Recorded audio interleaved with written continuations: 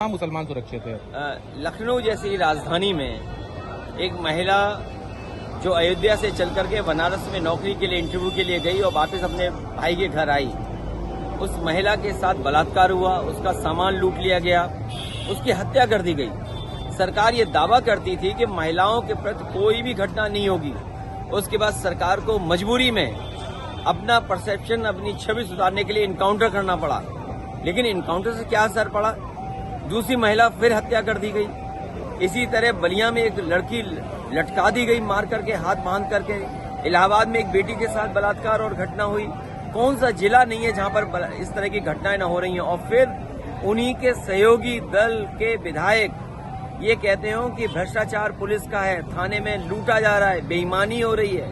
न केवल बस्ती का विधायक कह रहा है ये बात, आगरा के विधायक ये बात कह रहे हैं, और गाजियाबाद का जो विधायक है उसने तो यहां तक कहा कि जिस तरीके से अधिकारी लूट रहे हैं और अधिकारियों को वो चुनौती देते हैं कि अगर उन्हें गोली मारनी है, अगर दूध पिया हो तो उनके सीने पे गोली मार के दिखा दो, और एक विधायक उनकी कुर्सी छीनने के लिए तैयार है।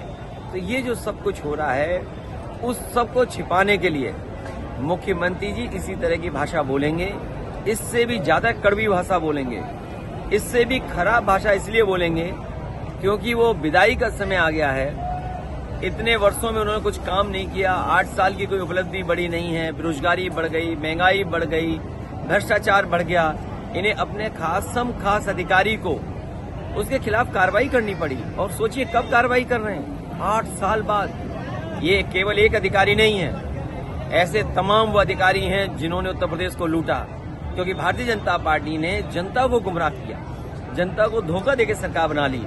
आज जो अधिकारी उनके आसपास हैं, जिनको जिम्मेदारी दी है, वो समझते हैं, वो आज वो उन्हें बेवकूफ बना रहे हैं, सरकार को बेवकूफ बना रहे हैं। उसका परिणाम ये है कि बड़े पैमाने पर भ्रष्टाचार हो रहा है। इन्हीं की सरकार में एक अधिकारी पे आरोप लगा था कि जो उत्तराखंड में पैसा निकला है कई 50 करोड़ से ज्यादा, वो भी इन्हीं का कोई अधिकारी खासम खास था। ये तो खबरें चल रही हैं जो अखबारों में, क्या ये सब मुख्यमंत्री को नहीं दिखाई दे रहा है? और फिर जिस जिले से वो आते हैं, सूदखोर हत्या कर रहे हैं, बेटियां सुरक्षित है गोरखपुर में, और उन्हीं के गोरखपुर में गोरखपुर लिंक जो भ्रष्टाचार की बड़ी बड़ी बातें करते हैं। कोई कल्पना कर सकता है कि गोरखपुर लिंक 7000 करोड़ का बनेगा?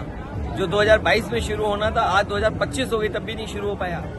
जिस बुंदेलखंड एक्सप्रेसवे को प्रधानमंत्री से उद्घाटन कराया गया, वो एक्सप्रेसवे बनने के बाद से आज तक मेंटेन हो रहा है, मेंटेनेंस चल रहा है। तो ये जो भ्रष्टाचार का खुलासा नहीं हो रहा तो और क्या हो रहा है? सर, आपने